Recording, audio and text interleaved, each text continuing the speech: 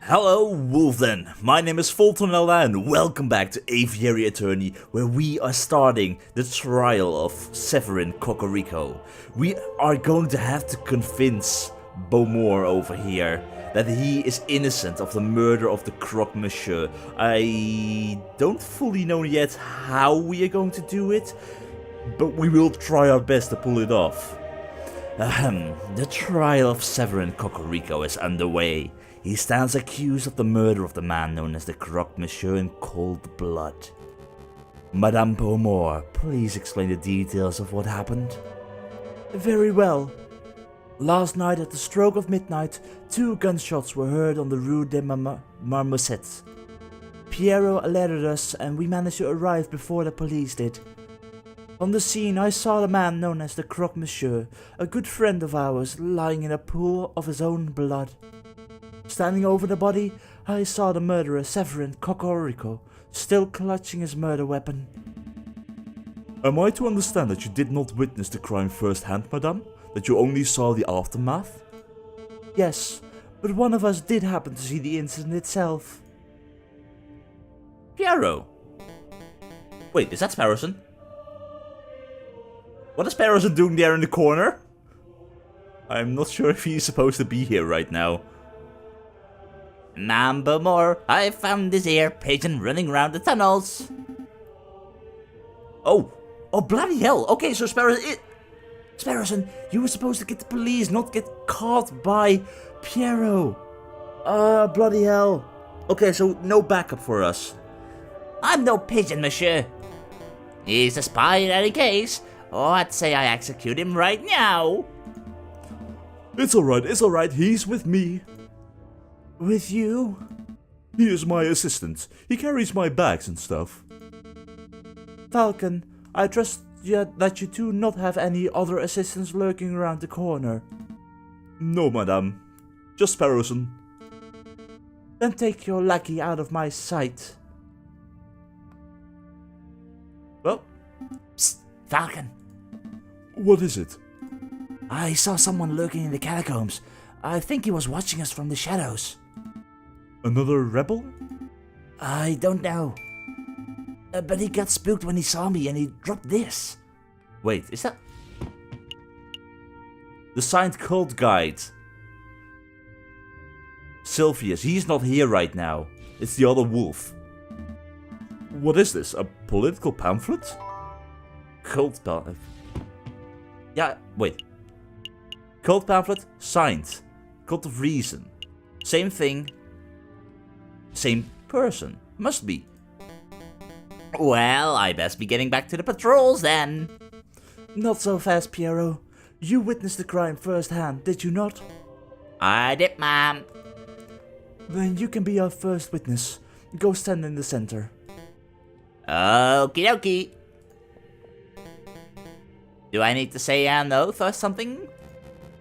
That won't be necessary. We trust you. I swear not to speak without hatred and to speak the truth and nothing but the truth, or something along those lines. It's been said several times and I don't know. Just tell us what you saw last night, Piero. Okie dokie. I saw it plain as day. The Croc-Monsieur was just minding his own business on the Rue des Marmousets, when all of a sudden this here brood of a rooster appeared with his gun in hand. Bam! The rooster fired. The Croc slumped to the floor. Using the last of his strength, the Croc-Monsieur drew his own gun. Bam! The Croc fired back. So to clarify, Cocorico shot first? Yes, ma'am. No question there. What happened next? Well, I knew you guys, Fontaine and Remus, and you, ma'am, were only a stone's throw away at the cathedral, so I ran to get your help. We all arrived back on the scene maybe a minute after I had left. And there I saw the dead Croc-Monsieur and the murderer Severin Cocorico with my own eyes. Thank you for your report, Piero. Says nothing, ma'am. You see, Falcon, Piero is not the sharpest knife in the kitchen. True that. Aye. But he is honest to a fault. I would trust his word with my own life. I don't doubt the man's honesty, madam. Nonetheless, I would like to cross-examine the witness. Always, never let that opportunity go. Never. If you find even a tiny thread to pull on, you might unravel the entire case. Cross-examine? What does that mean? I don't claim to be an expert of the law. That was always my brother's role in the family. Wait, so... it is so confusing. Which one of the two wolves actually is Judge Romulus? I don't know. I thought it was Remus, but now it's a pen. The switching of the pen. I don't know. But I think a cross-examination means that Falcon would like to waste our time by asking pointless questions. Actually, it means that I would like to make sure that Pierrot's story holds up under scrutiny. Yes, I will be asking questions, but only questions that directly relate to the case at hand. Clearly a pointless stalling tactic, madam. Shall we put an end to the trial? Oh no, you won't. No, we will let the bird have his little cross-examination, and if he makes a fault, then we will still have our victory. But I'm warning you, Falcon, don't mess with me. Don't mess with you? If I get the slightest inkling that you are rambling to stall for time, I will end this trial on the spot. Do I make myself clear?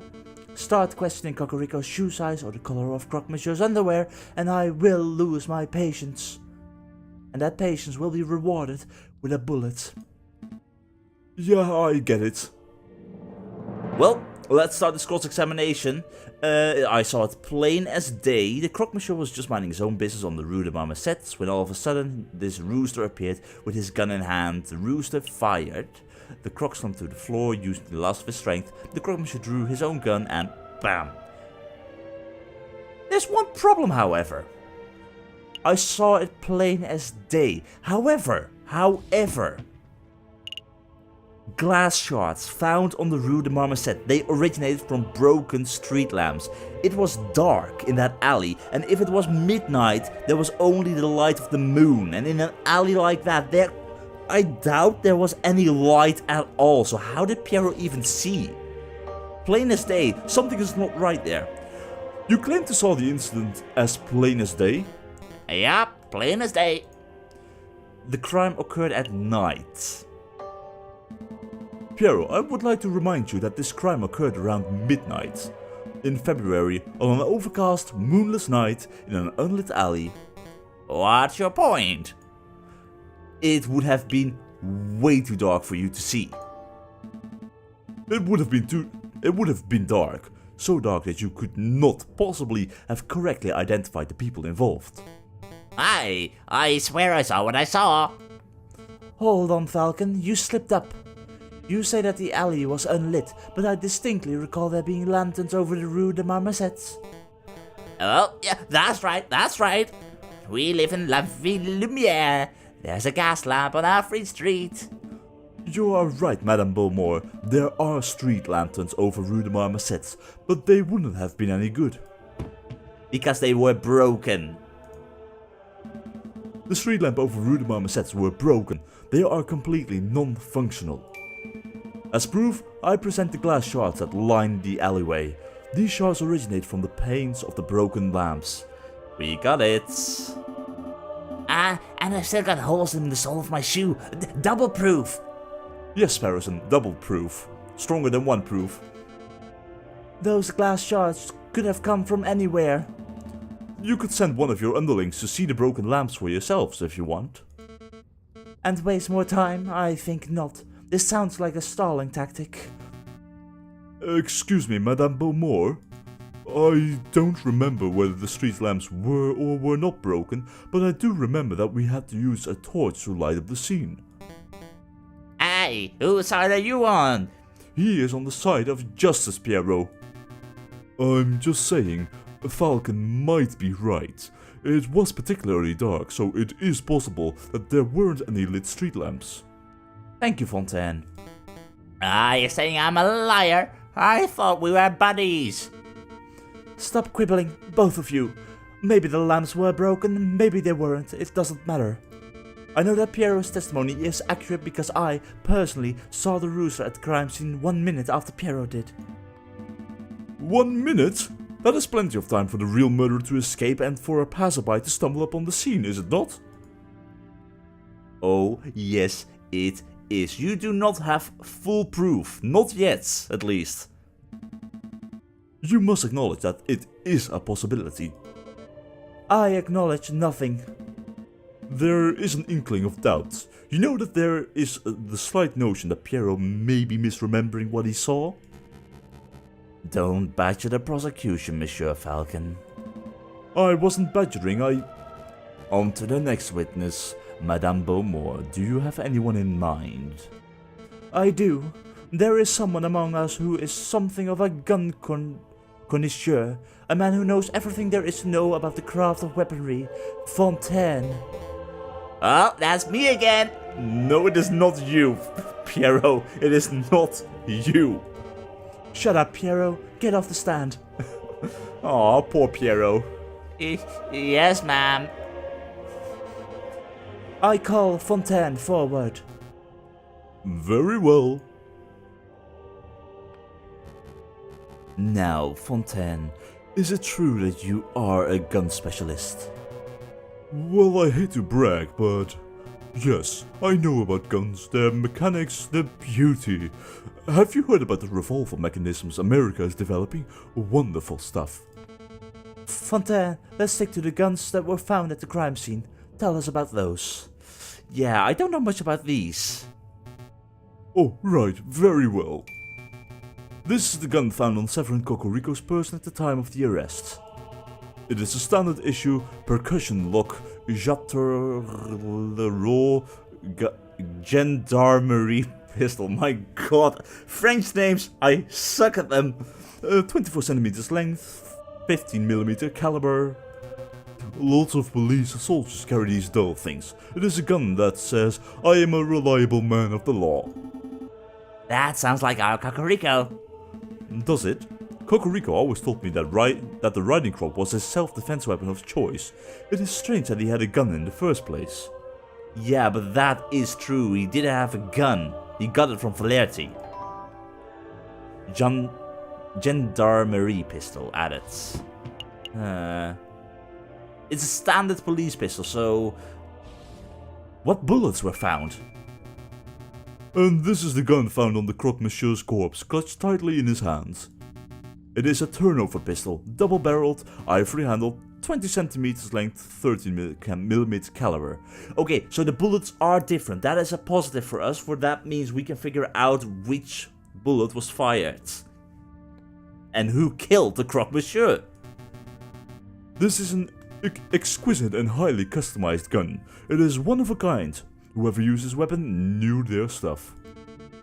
The Croc-Monsieur was a legendary arms dealer. It is no surprise that his personal weapon would be something so flamboyant. Turnover pistol has been added. Okay, good. So, turnover pistol, double barreled, so 2 bullets. That means that there are... I don't know how many bullets there are on the scene. But what's really fascinating about the Croc-Monsieur's gun is the ammunition. See, the bore of the pistol has been fitted with a set of grooves. Please stop, Fontaine. I didn't call you up to hear you show off your gun knowledge. But it is very important gun knowledge, madam. Tell us what you uncovered when you examined the Croc-Monsieur's bullet wound. Oh, right. Well, a lead bullet was embedded in the middle of the Croc-Monsieur's sternum and appeared to have a straight angle of entry. So in other words, the Croc-Monsieur was facing his killer when he was shot. That is right. The other interesting point was that the Croc-Monsieur's outer clothes were singed. This typically only occurs if a person is close enough to a gunshot to be directly burned by the gun's muzzle flash. And how close does a person have to be burned by a muzzle flash? Less than 3 meters, I would say. 5 at the very most. Then there is no chance that there was a rogue sniper on the rooftops. The Croc-Monsieur's killer was standing in Rue de Marmoset themselves. As is plainly evident, only one person was found in Rue de Marmoset at the time of the incident. Prosecutor Cocorico. Yeah, Cocorico, this is not looking good for you. Well said, madam. I think you just unequivocally proved this bird's guilt. Not so fast. I would like to cross-examine the witness. I don't think so. You're overstepping your bounds, bird. Let the lawyer try, Remus. When he fails, there will be absolutely no doubt to anyone in the room that Cocorico is nothing but a bloodthirsty murderer. Well, I highly doubt that. Okay, a standard issue 50mm caliber gendarmerie pistol was found on Cocorico's person. A highly customized double-barrel turnover pistol was found on the Croc-Monsieur's hands. And the Croc-Monsieur was shot in his chest, and his clothes were singed, indicating a close-ranged gunshot. Ooh, what do I know about that? Wait.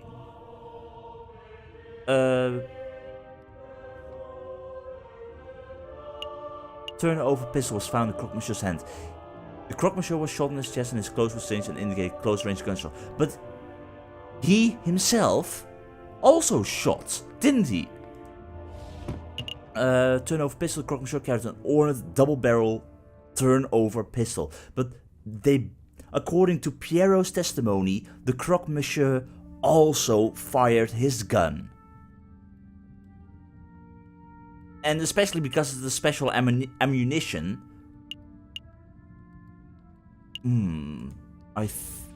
That is the best thing I can go with, I think. The turnover pistol. Because shoot on his chest, yeah, that makes sense. With singed, might also make sense. Gendarmerie pistol also makes sense. This turnover, it is a special thing. Fontaine, about the Croc-Monsieur's turnover pistol.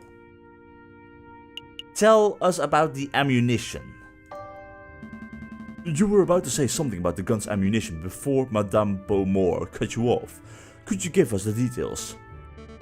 Oh great, now he'll never stop talking. I'm totally not stalling for time, madam. I'm glad you asked, Falcon.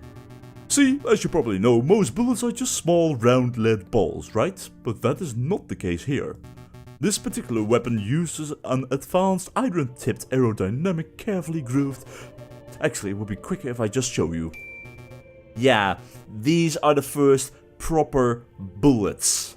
Not the little musket balls, but actual proper bullets, like we know them these days. Take a good look. This is an iron-tipped Minier ball. It is very rare, top-of-the-line technology. Before last night, I had never seen one of these in person myself. Like I said before, the Croc-Monsieur was a legendary arms dealer. It only makes sense that he would have access to the latest weaponry. Where did you find this bullet, Fontaine? In the turnover pistol's chamber. Okay, wait. If it is in the turnover pistol and is double-barreled, and it was found inside the pistol, then he never shot. Right? That doesn't make sense. Hold on, I am confused. I thought the Croc-Monsieur fired his gun, so how is it possible that his gun was still loaded with a bullet? Yes. Is it a gun that has two triggers? Like, I've seen crossbows which had two triggers to fire two separate bolts, but... A turnover pistol is double-barreled. This means that it can hold two bullets at once, ready to be fired in quick succession. Okay, so it doesn't fire two bullets at the same time like a shotgun does with two bucks. Ah, I see. The Croc-Monsieur fired one bullet but died before he could fire the second. I trust that you have no more questions about this matter, Falcon. We've wasted enough time already. Oh, I have definite other questions. Where is the other bullets? Because if the Croc-Monsieur indeed fired, who did he fire at? Because Cocorico is not wounded, is he? Not yet. Where is the other bullet?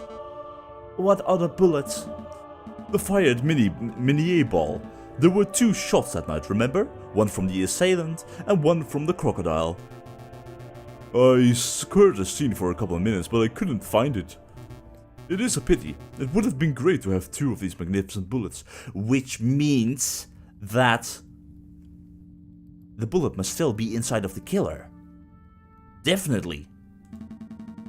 Madame Beaumort, did anyone find the fired mini ball in Cocorico's body? In his body? You are asking if Cocorico was wounded by the bullets? No, that much is plain to see. Then where the hell did the bullet go? So again, I must ask, where is the fired mini ball? I think we got something here. Definitely got something here. Well, I don't have any clue. What are you trying to get at, Falcon? I am going to get at the fact that there was a third person at the scene of the crime. Or at least a person before Cocorico arrived. Definitely. That person murdered the Croc-Monsieur but got shot himself. Isn't it obvious? If the bullet wasn't embedded in the alleyway wall and it wasn't embedded in Cocorico, then that means that it hit the murderer. Definitely. The bullet hit the murderer, the real murderer. It must still be embedded in whoever attacked the Croc-Monsieur. A ludicrous notion. It makes perfect sense. The double-barreled turnover gun, the missing bullets. Fine, I'll humor you. Let's say that a bullet did indeed hit the real perpetrator. What of it? Well, it's only been a few hours since the shooting. Presumably the person will still have the bullet lodged in them. Find a person with the unique iron mini ball embedded in them and you find the real murderer. That is reasonable, but we don't have time nor resources to search every citizen of Paris to uncover an injured gunman. You don't have to search everyone in Paris. I believe the murderer to be someone in this very room.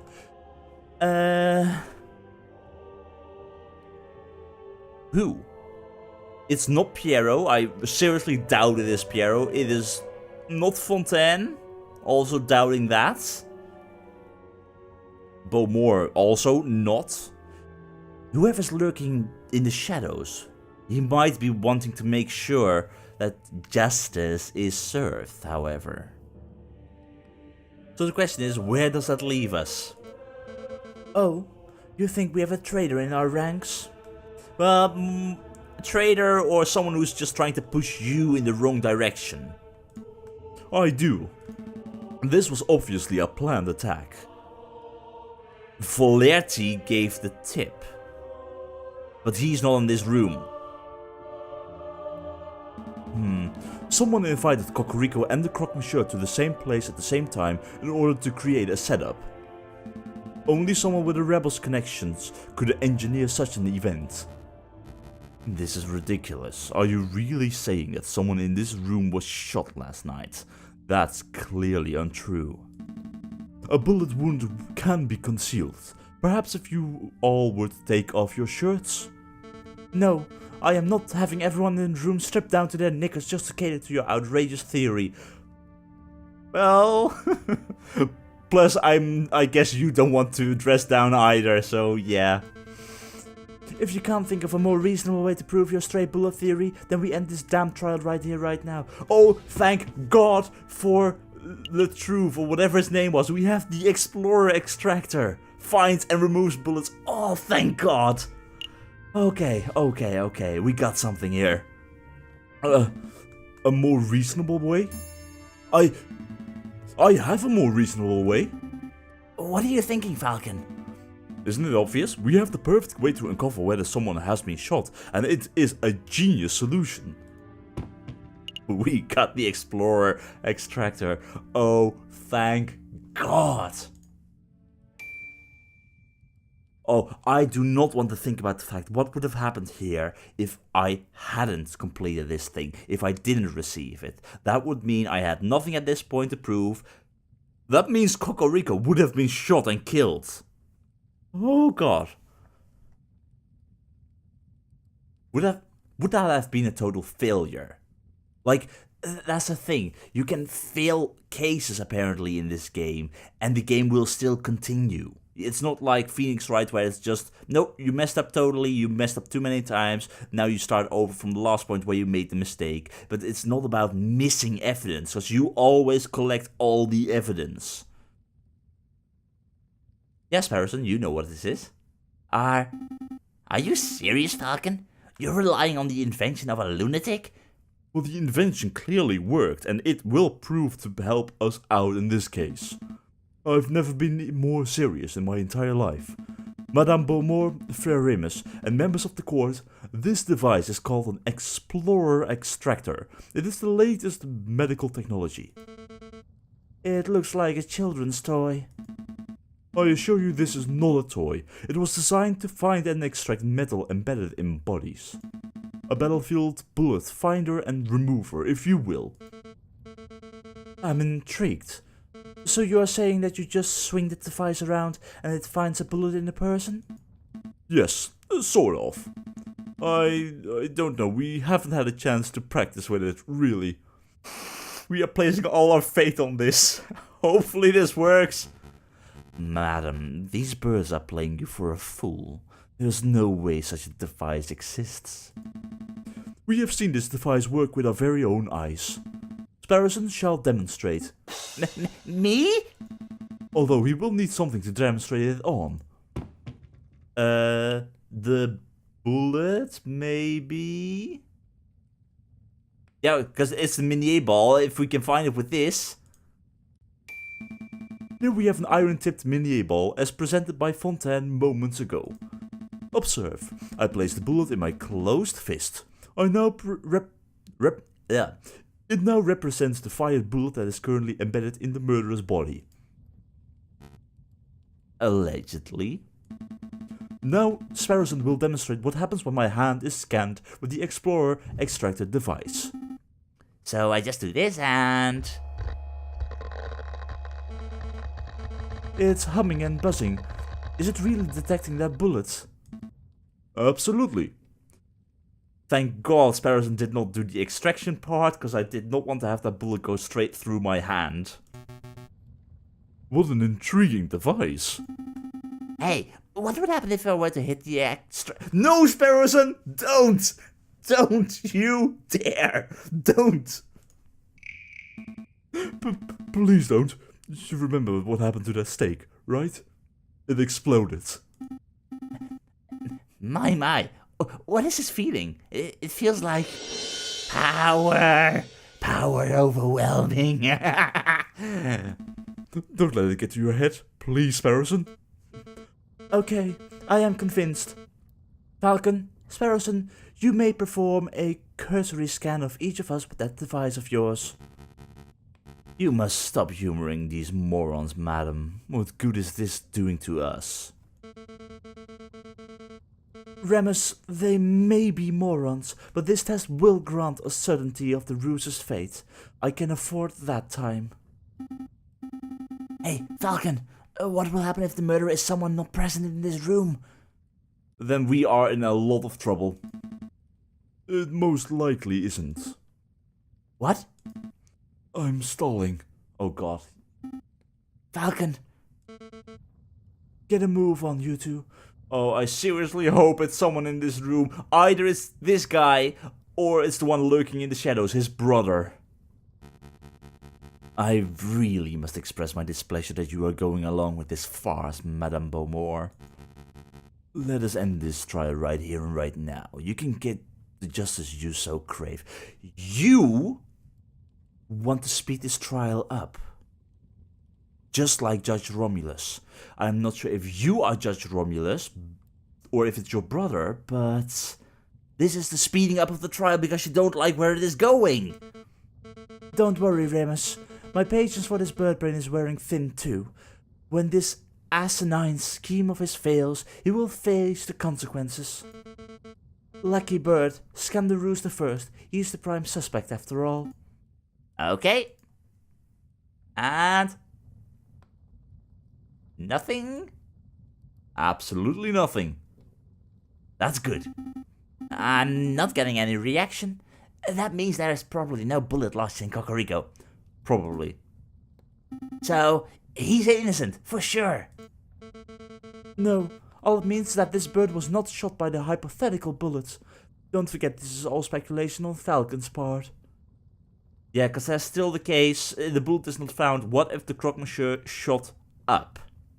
Like to the sky, like a warning shot. Sure, they are expensive bullets, I get that, but... possibility? I don't know. I really don't know. Madame, I must insist that you end this. It is a fool's errand. We have other matters we must attend to. Remus, you let me worry about our time management. Piero, you go next. Alright, get it over with. Nothing? No reaction. That means that Piero wasn't shot either. No surprises there, right guys? Let's see. Next we shall test... Madame, I implore you. You're being awfully lippy, Remus. Why don't you go next? Yes, absolutely yes. But I have a feeling once we start this, it's either him or his brother who got shot. One of the two, must be. But once we start with that, I fear we're going to end up with a much longer part. I really don't like letting these episodes go towards the 40-50 minutes. That is just way too long, especially for me with the rendering times. It's quite a hassle, but that means I'm unfortunately going to end today's episode here. Either way, that is all for today's episode, so thanks for watching, and don't forget to subscribe if you want to see more. Have a very nice day, and remember, have fun. We finally got some fellow wolves in the game, but they both turn out to be not fully trustworthy. Why must they give the wolf name such a bad name? Don't worry though, we will get to the bottom of this.